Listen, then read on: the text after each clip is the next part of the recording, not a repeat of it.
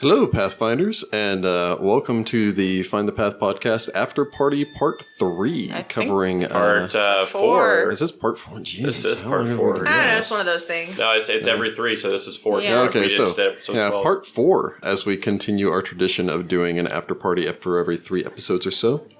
You notice we're adding a little sound to this. This is Sirenscape. Welcome to our debauched gala. Is that what we're doing? Oh, okay. Or is that what's playing right now? Oh, okay. Yeah. Got a little party going on. I was wondering, because I was like, this doesn't sound super, like, Egyptian kind of theme, so...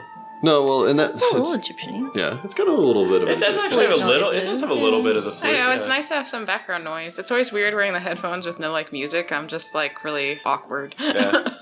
So, yeah, I wanted to include this just to, I don't actually get to use a lot of this Sirenscape sound sets, just because one of my favorite sound sets that Sirenscape makes is the rain sets. Mm-hmm. I always love them with the thunder and everything else, and then I'm like, oh, I'm in a desert.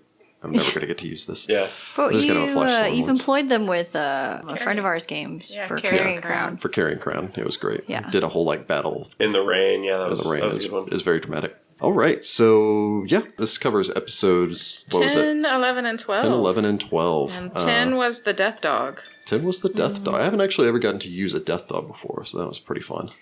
Yeah, that was interesting. To end up I've never seen anything like that. I assumed with it worms in it, it's undead, and it was not. It was not. Yeah. A little surprised there with things pretending to be things that they aren't. I mean, having watched tons of Monsters Inside Me episodes, it's really not. I can't watch those. That's the one thing that I can't do with the parasites. They eke me out. Yeah. When Rachel and I lived in Korea, I watched a documentary about worms. And then I was convinced we had worms, and so I made us get a dewormer, and we were very sick for one weekend. Yeah, we were. We were so miserable. Why did you take it? Because we she should have had was worms. paranoid, and we thought we had worms because we ate a lot of pork over there, and they're like, it's always in pork. But we always thoroughly cooked it. But we were paranoid. You cook most of your meat over there yourself. Sometimes that doesn't matter. I'll send you a link. I don't want the link. No, I'm fine with that. No, I was just convinced. Anyway, so basically, Sagira's getting a dewormer once she gets back to town. Sagira monthly takes a dewormer. She has a lot of cats. I imagine you guys had fun continuing your exploration. How have you guys been? Because really, this is the first after party we've done since you guys have really been in the House of Penthero. So how are you guys liking this so far? There's a lot of bugs. I like the vultures. I really like it. I am a kind of minor fan of architecture, and I really enjoy this kind of layout that they've put together for this. It feels very Egyptian, and so I really appreciate that. And that it's not just sprinkled with undead. I like the haunted house vibe. I mean, it's because we did the tomb. And instead of just going to another, tomb, now we've got, hey, you're exploring a noble house, but it's haunted. But we also have a mausoleum we get to, so there's where our... I was going to say, we haven't gotten to the really undead part. Well, to be fair, in episode 10, you guys got an undead fight there with the skeletons. Yeah. Skeletons. Really sad, skeleton baby. Yeah, girl like I've said before, Rick and his... I'm going to give this stuff backstory, and it's going to make you feel awful. Well, it's a baby skeleton. That was Jim Groves. I was going to say, that's usually in there. You can't make a baby skeleton not sad. Yeah. Well, that baby was the worst. I mean, unless it's like a demon baby. Generally, the really small undead tend to be really sad. Like Attic Whisperers are really sad stories with them. I'm trying to think of some of the other ones. I'll never forget being lured by an attic. You know that I love cute, ugly things. Oh, and I use it to my advantage. I was like, oh, hey, buddy. Oh, you're attacking me. Ow. And then there's the one in Strange Aeons that we came across, too. The servants' quarters, it states, murdered, abandoned, and forgotten, these 3 servants have risen as undead. That's sad. That is sad. So Sagira really wanted to befriend those vultures, but they were never close enough that she could be like, hey, buddies. You have a snake buddy. He's hiding. Yeah, he's hiding in the shadow of the well back there. But vultures are cool. I mean, I guess. I mean, they all talk like the Beatles. Yeah. Sure. Well, and then speaking of Beatles, you did open up. We opened up a little bit of a Pandora's box. That was episode 11. Swarm. The Beetle Swarm. Yeah, swarms are terrible. Man, I know I said this the first time we encountered that swarm, but swarms at low levels are just freaking awful. Yeah. I hate swarms. Hate them so much. Because you don't really have much area effects at early levels. Well, unless you're a wizard. Especially this party. And the insect swarms mean they're all super tiny creatures, so the bashing damage doesn't work. Like, if it was bats or something, we could still, I would still be effective against them. It's this whole, these things are so minute, and there's so many of them that it doesn't matter, so it just makes it even worse. It's awful. Yeah. it's always trying to find a way to damage them. It's like, okay, the torch can do a little bit of damage, but it's 1 hit point per round. If that's all you've got, that's all you've got. And those things are rolling into the combat with 22 hit points. Yeah, so, that's a lot for a swarm. Yeah, especially when we were able to do like 1 point. Jeez. Well, I did attack. like 15 Yeah, or Well, we would have 16.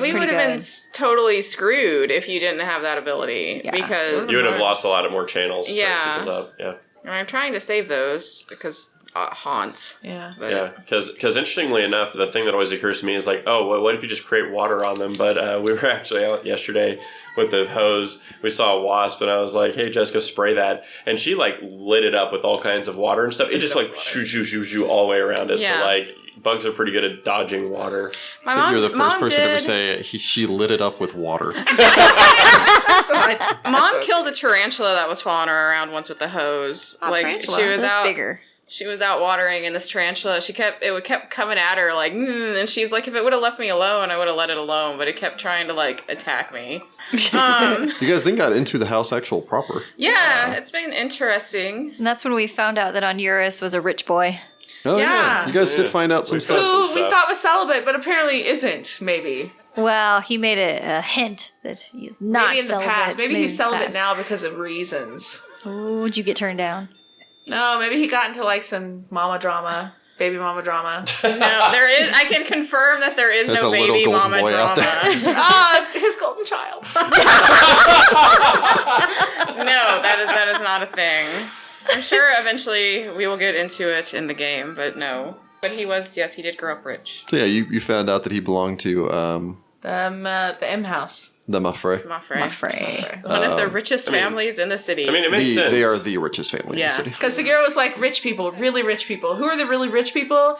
Those people are nouveau riche. He seems older than that. Nope, old people. Okay, these guys. It makes sense because you look like $1 million. Oh, haha, very funny. Bottom. Sagira still thinks maybe if she scrapes your skin, she'll get some gold flecks. She's not sure. That's not how that works. She at all. hasn't pretty tried sure it, that's not but how she's that curious works. about it. So if you get like nicked in your sleep, Well, she doesn't sleep where y'all sleep, so you're lucky now. For now. For now. for now. Next time you get cut, she's going to be like, oh, no, that's regular blood. Weird. I was gonna say, do you bleed gold too? No, he bleeds regular blood. We're gonna. And like, Sudi has a harvesting him. girlfriend. Oh, yeah, who he Yeah. messed things up with, because it's Yeah. Sudi, of course. He probably got a nat 1 on that check. I mean, let's see. So his is like an ongoing diplomacy theme with all your is characters. his diplomacy is a 0. So yeah, that's 100% probably what happened. Yeah, we established that he was kind of a raggedy looking cat. I'm a little raggedy. She doesn't care about your looks. She doesn't care. I think she likes me because I'm a cat and because I'm like nice and weird. She judges you for your personality. My personality's a little weird. That's fine. But yeah, we'll get into that because he does need to apologize. Apologize for Yeah. being a apparently. Yeah, he was, let's just say, less than polite to her in a moment of passion, and not like that. Not like that. Like, They were in an argument. They were having an argument. I know you He like said rope. things he shouldn't have said. I had mentioned that she. Oh, I know. I went to. She worked at the Temple of Bethesda. Yeah, so. you said that. Okay, I was like, I didn't mention. I that talked she about was- talking to her when I Yeah. was telling the Yeah, story that's of you true. almost dying. That's true. Yeah, and then you said that I had you to were make it dating seem one of the cool. priestesses from the temple. Yeah, You but- established that. Yeah, so we'll get into that at some point because he does need to make that restitution. I feel like that's a thing you should do when we get back from this. Yes. I loved that your reaction though was, I'm gonna give her an engagement ring to fix this. That's like such a bad plan. Make it so much worse. I don't know. Sudi, you had to remember. The rest Sudi, of the party's like, no. Aren't you a monk? Aren't you wisdom based? so interestingly, I'm wisdom based, but I'm 17 years old, so I'm not. Oh, that's right. We're very young. I'm super Yeah, young. we are. That's like- right. Everybody else is a teenager, aren't they? Isn't I'm they? 18. I'm 19. Yeah, so I'm the Onuris youngest is member of the party. 25. Yeah, I'm the youngest member of the party, so Yeah, I'm I a was just said little, you're old. I'm a little dumb because I know kids do dumb things, and I have an average intelligence, so even though I may know I'm better, ahead of the Hormones. curve. Your hormones are still doing hormone things. yeah. So you guys managed to continue. You did find a defaced shrine, which I think there was some checks rolled, but no one really knew much Some about really it other than yeah. it was Some just really macabre what- decor. Yeah, what was really interesting to me was that it was all new gods and not ancient gods. Well, from I guess Assyrian. I guess this place was recent enough from the invasion. See, I didn't think the invasion had happened yet, so I was expecting old gods too. But Kelish were already here, so that makes sense for the newer gods because they're the ones that I mean, they kind probably of were drove out Kelish. the idea of the old gods with Yeah. their Serenre. Yeah, because the Assyrian independence ended in 1532 AR. So about 3,000 years ago. 3,200 years ago. Okay. And then for 3,000 years, it was under the control of the Kelishite sultans. Okay. And so during the time that this was, they were worshipping the new gods, not the old gods. Okay. Although a lot of the burial practices, especially with the older tombs and everything else that already existed, like a family mausoleum, they still had the statues and everything. But that was why you saw so many depictions, even in Akhentepe's tomb. There were still depictions of Pharasma and Abadar and all the rest of that. Alongside of Anubis. Yeah, that makes sense. You then found a decapitated corpse sitting on a toilet. That was awkward sad. and strange. And then... Which I really thought was going to eventually lead to Varghul, but we haven't found one yet. So we'll see. We did find a bunch of skulls, though. That are floating around. I'm thinking the skull ended up in this skull swarm, whatever it is. Skull swarm. Rick's all describing it, and I'm like, this is like a bad episode of Criminal Minds. Yeah. Rick's describing it, and I was thinking, that's a lot of silver. I bet it's worth money. It is. We haven't found anything in this place that's He worth was money. describing it, and I'm like, this is gonna suck. I mean, that haunted ring of protection. Sure, that's great. Yeah, I liked that, actually. It was really cool, but from the, man, I have a huge debt to pay off. I guess I'm just not gonna. Like I've said before, I really like haunts because of the story that you get, and, that was a really good example of, you took a single item and gave it, a backstory. It was funny because we were just talking this morning at breakfast about Baldur's Gate and how they did that with magical items. A simple ring of protection would give you, a backstory of, this was crafted for this guy and all this stuff, and so... And see, for the non-Baldur's Gate people, I totally went Buffy the Vampire Slayer with it. Rachel always goes Buffy. Just I do. Throwing that out there. 90s. Yeah, 90s was my time, and because Buffy is amazing.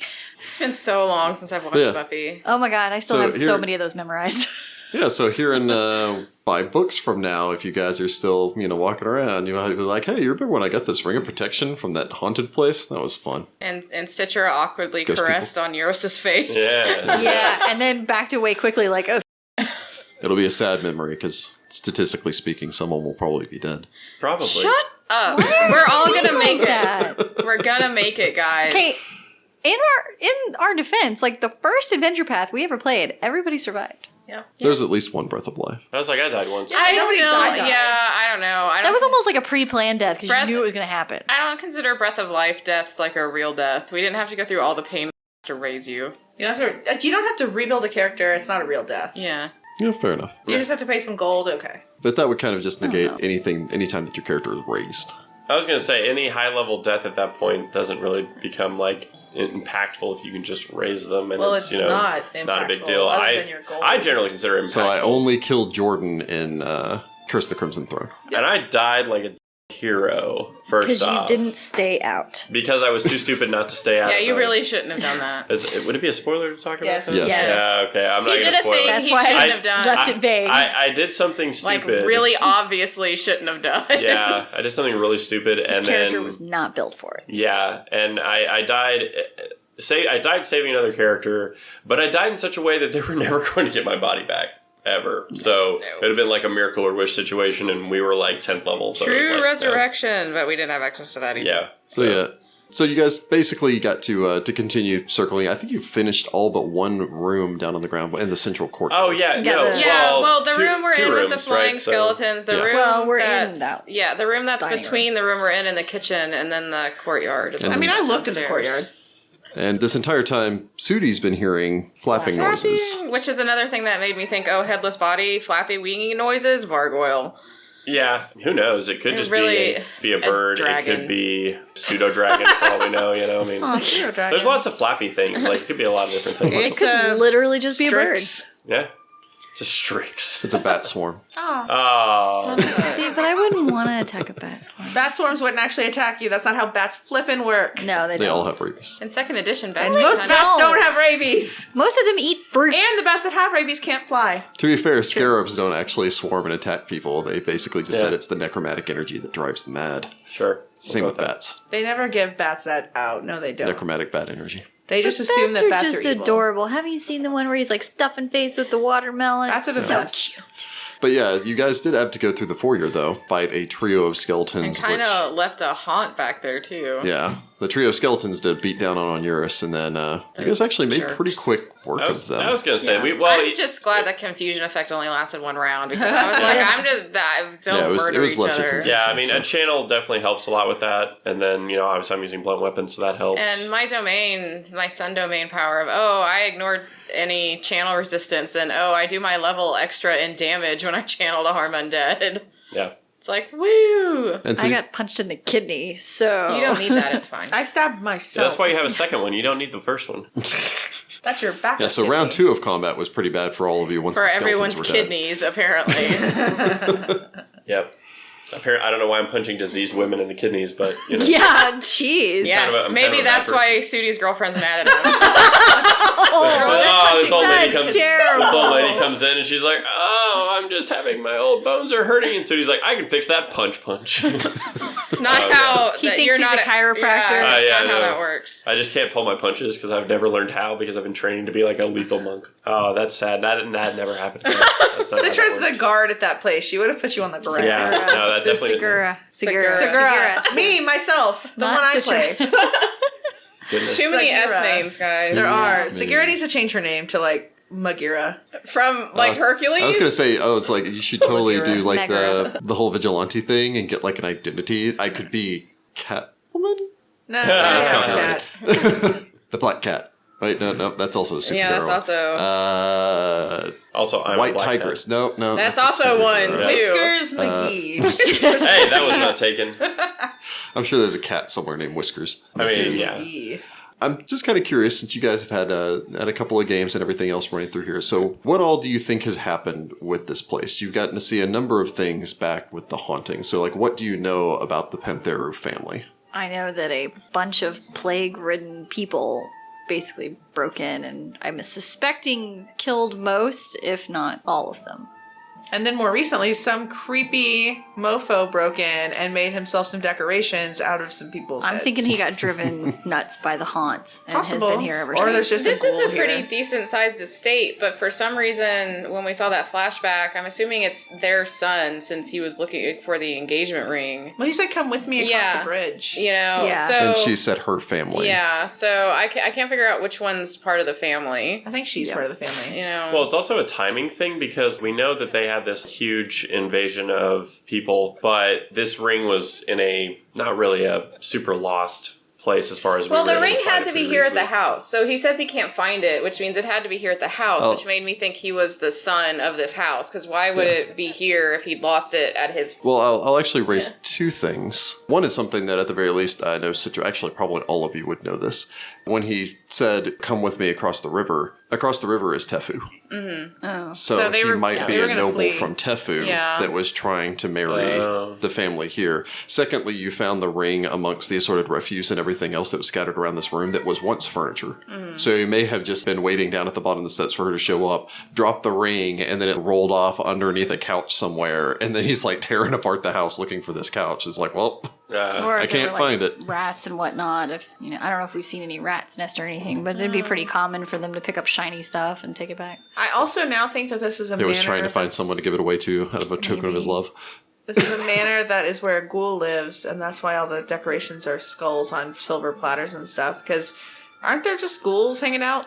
in Yeah, this but part they of town? were in that There are part locals. of the district that we passed on the way up here. Remember, we saw them Yeah, but- saying, "Don't go down here because this is where all the ghouls are." But there's additional. I thought there was supposed to be a bunch of undead horribleness in this part of town. mostly Yeah. haunts, though, from what we understood, like ghosts and stuff. Remember, she was. Somebody put these skulls on platters like Well, this. That's what I'm saying. Is I'm thinking like They whoever didn't pop came off here. and fly over here themselves. Like, could've. it's kind of like take over the estate at this point, and anybody like any more treasure seekers that are coming in here are just becoming victims. Yeah, the one thing Because most of the skeletons that were already here were still complete. Yeah, But we the haven't found madness the hasn't missing been bodies. to decapitate people. It's been to murder them.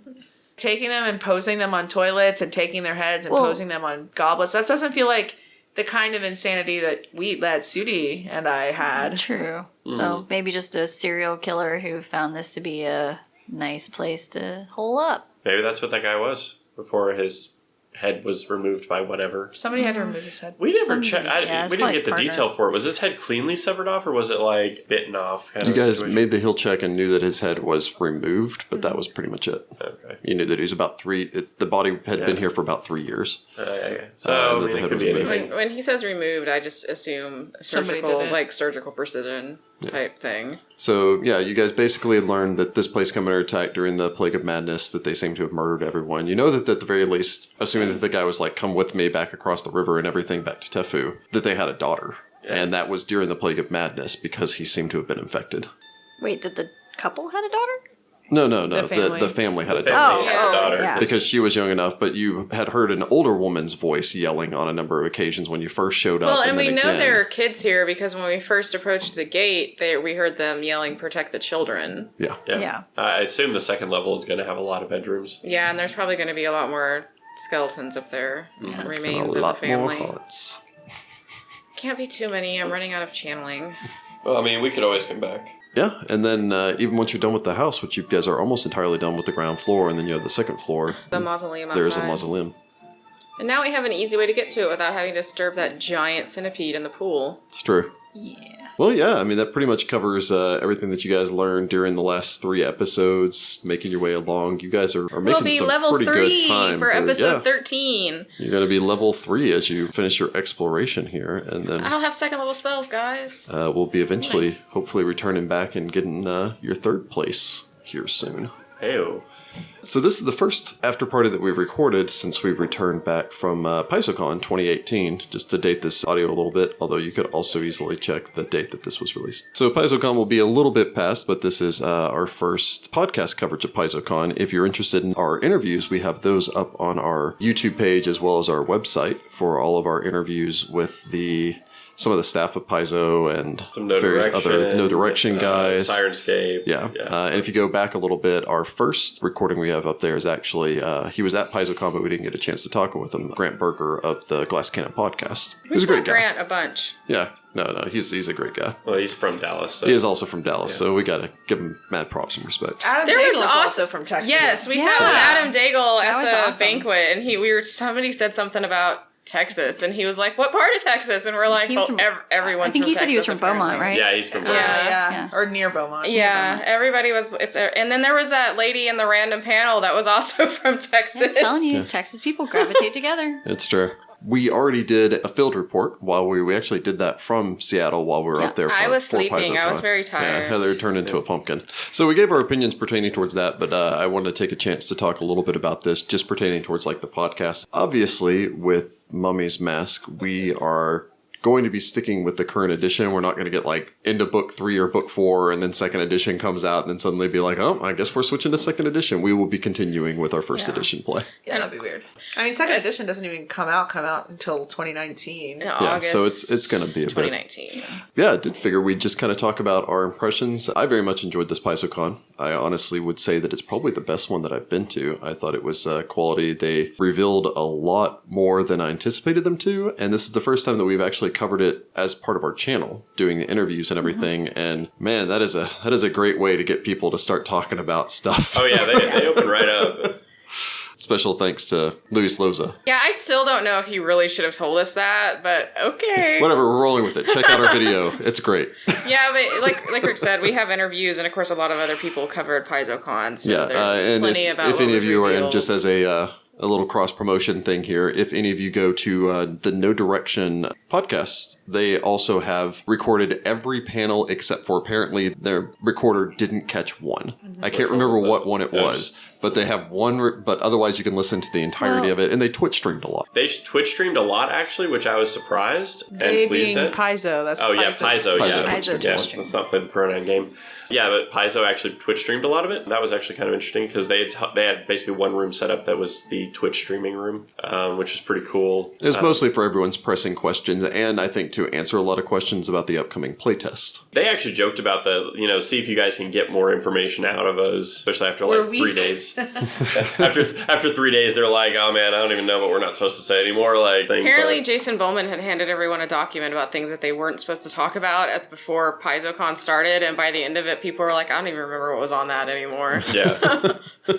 So yeah, we did all, with the exception sadly of Rachel, we all did get a chance to do some of the playtest. I personally found it very enjoyable, and I know a couple of people said this to me when I was doing interviews, and it's something that kind of stuck with me, and I very much agree with, is that it still felt like Pathfinder. Yeah. It didn't really feel like I was playing a different game. I'm just eager to get my hands on the book. Yeah, it's hard to make a huge judgment call on the system as a whole without seeing the whole thing. All the playtests that we did were low level. They were we had pre-generated characters, so there's a lot of pieces that even around the main game you we can sit me missed. down with a pre-generated character and tell me what to roll, but I still don't feel like I know very much about second edition. I need to sit down and read it. Yeah. I mean, it seems cool. I like having 3 actions. That economy seems cool. Yeah.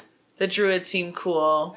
I mean, they were pretty honest with the fact that a lot of this stuff is things that they're trying, and if the feedback is bad, obviously they're going to listen to the fans and adjust appropriately. I think it's cool that they're putting the alchemist as a core class, because they're saying that there's arcane, divine, nature, and alchemy are your 4 types of magic. Yeah. Yeah. So we all do have our opinions over what's with second edition. And we did a whole PaizoCon coverage and everything, but Yeah, I feel like we've kind of talked about PaizoCon to death. yeah, I figured the one thing that we can just kind of end it off is with a little round table of what everyone is most excited for seeing coming up soon. I think I can speak for myself and say the Tyrant's Grasp adventure path, even if I'm not going to run that anytime soon. I'm just eager to actually see it come out. And if any of you have seen the list of names for the writers for it, it's got some of my favorites up there with Crystal Frazier, Luis Loza, all those.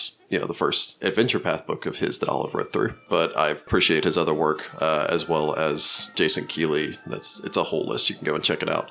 But yeah, Tyrant's Grasp is kind of where I'm looking. I don't know about the rest of you. What you were excited hearing about coming up soon. Return of the Rune Lords. Return of the Rune Lords? Yeah, it's weird to be excited for things that I'm not going to play for 7 years. But I guess I'm excited for the playtest book to come out.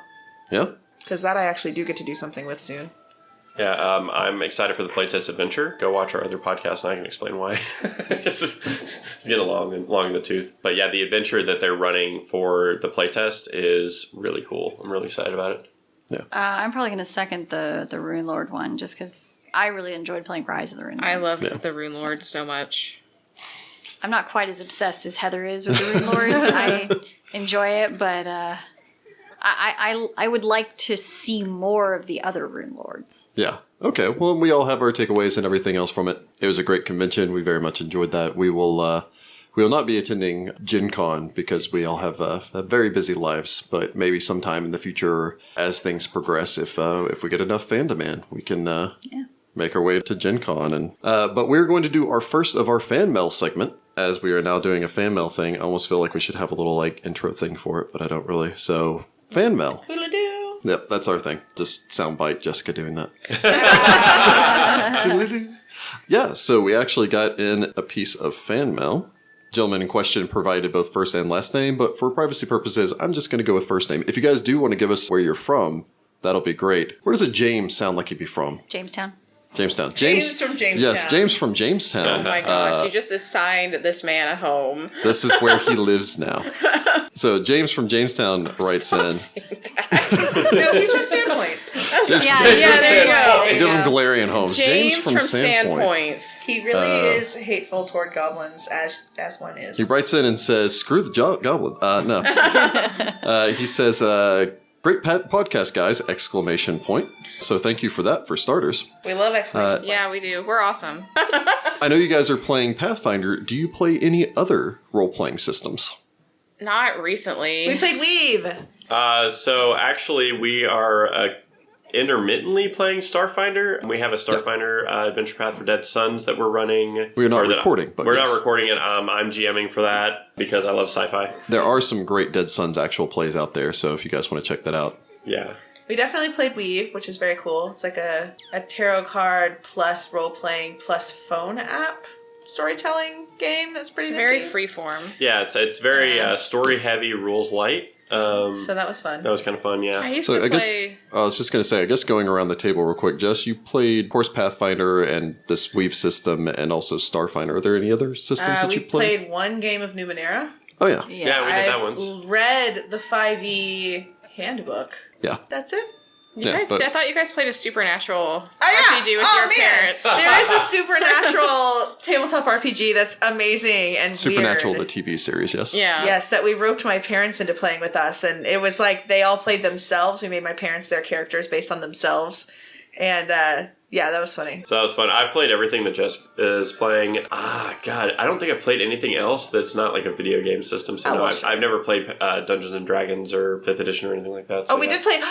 Rachel and I in high school played the beginner box of Dungeons and Dragons. I don't even know what version. I have no idea. Oh, yeah, it was an attempt. 3.5. It was not a success. Was it a big red box? No. It wasn't red. No, it was 'not red. So yeah, it's probably one of the later editions. Yeah, it had to be. It was in like 2005, 2004. It was 2005 or 2006, because... Oh, okay. So yeah, that was probably 5th edition. Or 5th edition. That was probably 3rd edition. Yeah, probably 3rd edition. So anyway, we did do like... That was really terrible. It did not go well. So yeah, Rachel, I know you Pathfinder, obviously, Starfinder also. Yeah. Apparently a little bit of possibly 3rd edition. Whatever that Possibly. was. Yeah, I'm not sure what it was. I mean, we've all played House on the Hill, but that's not really an RPG. Yeah, it's a table. Board game. I mean, video gaming. Ooh, we did do a live one. That's more LARPing though. The murder mystery party thing. The hosted murder mystery. The murder mystery party. That was actually a lot of Western fun. murder mystery. That's funny. Heather? Yeah. Well, I started role-playing in high school with AD&D, and then we did 3.0 and 3.5 together, and then I've done a ton of I think it's like 3rd edition White Wolf, Vampire the Masquerade, Werewolf the Apocalypse, Mage the Awakening. We played some Changeling, The Dreaming, and Wraith. I can't remember. Wraith is what? Wraith the what? Oblivion. Wraith Oblivion. There you go. Yep. There was also the Mummy one and the Demon one. And I think that's all of them, isn't it? I think I ran Hunter once. Oh, yeah. We ran Hunter once. Hunter, you're so very squishy. A supernatural creature looks at you and you die. No, but it's been a while since we played any White Wolf. We mostly did Dark Ages vampire stuff. Yeah. And then, of course, Pathfinder. So yeah, as far as I go, I grew up doing all the White Wolf stuff. I pretty much story told in all of those systems that she just mentioned. AD&D, 3rd edition, 3.5. I ran a couple of 4th edition games. I've never touched 5th edition. I've heard it's rather well reviewed and kind of goes back to a lot of what was great with 3rd edition and 3.5. Yeah, but we had Pathfinder by the time 5th edition came out. Yeah, so. and I'm so invested in Pathfinder, and I've got so many adventure paths to go through, and then porting them over to another game system, it just wouldn't be. So I imagine that's some of your question, James, is if you're a 5th edition player, we don't have any beef with 5th edition. We play Pathfinder mostly because we made the transition over because we didn't like 4th edition, and then it's not really worth making another transition. And Paizo is very supportive of their fan base. And I still really like the Forgotten Realms setting. I'm really looking forward to R.A. Salvatore's new book in the Dritz series. So he's still I was going to say, every year around October you get a new Dritz book. Yeah, I grew up on those books, and I mean, just love them. I still read them. They're so good. Yeah. The new one's like a flashback, and it's about Jarlaxle and Zaknafine. Oh, really? Like back in Madoba Ranzan. Oh, cool. And I'm so excited. Yeah. Because they're some of my favorites. Yeah, no, I grew up reading all the D&D books. I mean, Dragonlance and like... I never got into Dragonlance. I did do a ton of the Forgotten Realms stuff, not just like Dritz, but like a bunch of Ed Greenwood stuff, Elemenster and everything. Yeah, read all that. So I played the little bit of Numenera for like the one session that we did of that. Played some of the Star Wars D20 version. I haven't played the new Star Wars stuff. I did that with you too. Played some Star Trek stuff, which was fun. Had a chance one time with a friend to play not the current edition, but the previous edition of Chaosium's Call of Cthulhu, which was fun for the one session of that. Warhammer thing? Yes, and I played some Dark Heresy, which is the Warhammer 40K. That's right. We did do Dark Heresy once. They're apparently doing a more genericized version of that system as well, but maybe cleaning up some of the rules or something. We also, Rick and I have both played Warhammer 40K. That's not really... Which isn't an RPG, but that's not... It's the only other like tabletop I played a little bit of that game. too, but... So yeah, I mean, we've played a wide variety of things. Pathfinder is really our go-to as far as... It's the thing that's stuck. Yeah. You know? Yeah, well, and it's the system that offers enough. It offers a wonderful variety of both the hard rules that make a great framework to the setting, but also offering players so many character options. Yeah, so I suppose a quick round table from us. If we were going to suggest a system other than Pathfinder for someone, what would it be? I'm going to go ahead and throw out Call of Cthulhu if you don't mind character overturn, because your character will go insane or die every 5 games that you play, and you just kind of have to accept that as part of it. And if you love the Cthulhu mythos, or really just the idea of riding around in an old Ford, firing off your Tommy gun out the window at a horrible tentacled monstrosity while you're fleeing for your life. You can play Call of Cthulhu in whatever era you want. It's true. There's actually a really cool book that just came out that's you play Allied soldiers invading a Nazi base in the Antarctic, where they've dug up like ancient Cthulhu stuff. Ooh. It's like a secret Nazi base in the Antarctic. I really love secret Nazi bases. If you like the role-playing aspect, I would recommend Weave. It has as many rules as you want it to have, and the cards are mostly there to help you. I can't think of a bad guy. I guess I'll throw one in there. But it was like 10 minutes of character creation. You draw a card, you scan them into the app, you pick the traits you like, and then we just played. And you can do whatever you want with it. Like, there's a bunch of settings. We played in the setting that was kind of like 80s, Goonies. Kind of Goonies, Stranger Things. Yeah. Stranger Things-y, like wild adventures. You can pretty much literally do whatever you want with that. It's just where the story takes you. There's no setup for it really, other than like, I guess you have to draw some cards. And have your phones. And you have to have your phone. There's an app that's free. You buy the cards one time. Yeah. So I really like the Warhammer 40k lore. So I'm going to recommend Dark Heresy because I actually really liked playing that. That is another one of those games that's pretty brutal. Magic is heresy. Well, it's not even that. It's like you play an Inquisitor, so you're going to get attacked a lot. Limbs get blown off, and like you're going to get new characters and all that stuff. But I just really like the mythos of it, and I thought that system was actually really true to kind of the lore and the dark grim future of the 41st millennium. So, well, I think I kind of established I didn't really play any others other than like a bit of a snippet here and there, so I kind of stick with Pathfinder. I wouldn't mind doing one of the vampire ones that Heather's mentioned several times before. Yeah, that's what I would recommend people do. 5th edition is supposed to come out this fall, and White Wolf did a thing between 3rd edition. 4th edition was like a completely new setting, and they changed all the vampire clans and everything, and I was just like, I don't like this. So we haven't played it in a long time, mostly because of that, just because all the new stuff was relating to the setting we didn't like. But 5th edition, they're going back to the 3rd edition setting, and they're updating it, so I'm like super excited. Which is unfortunate because it comes at the same time as the freaking Pathfinder playtest, and I'm like, but vampire. We're doing the playtest. We're doing the playtest. See? And I'm like, but vampire. I'm on board for playing vampire, but we're also doing the playtest. I want to be a Malkavian. I want to play the playtest because I haven't gotten to play it yet. Well, I know, and I think Rachel could technically cop out with this because I know you also enjoy Starfinder. So that is also an easy cop out of if you like Pathfinder. Starfinder's fun. Starfinder. Yeah.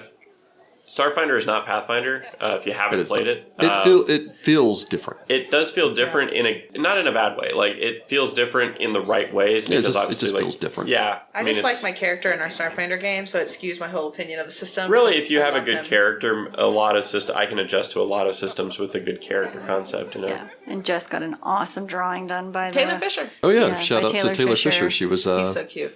Taylor Fisher is the artist that Paizo had at PaizoCon this year. She also does the interior border art for the upcoming playtest book. So check that out. And if you picked up the special edition, or not the special edition, but the collected version of the Curse of the Crimson Throne Adventure Path, she does a majority of the interior artwork in that was not brought over from the first release. So yeah, I very much have enjoyed her work. Yeah, I think that pretty much sums it up. I'm sorry if that went a little long, James, and I hope that we either answered your question or gave you some more stuff. If any of the rest of you are out there interested in writing in, feel free to write us at findthepathchannel@gmail.com. Give us your questions, your comments. If you love what we're doing, feel free to tell us. If you hate what you're doing, keep it to yourself. No.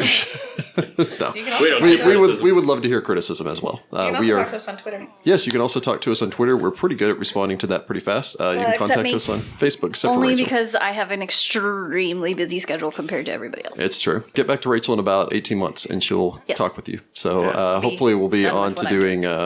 I don't know, the Rune Lords Strike Back, which I guess will be the next Rune Lords Adventure Path in 2nd edition.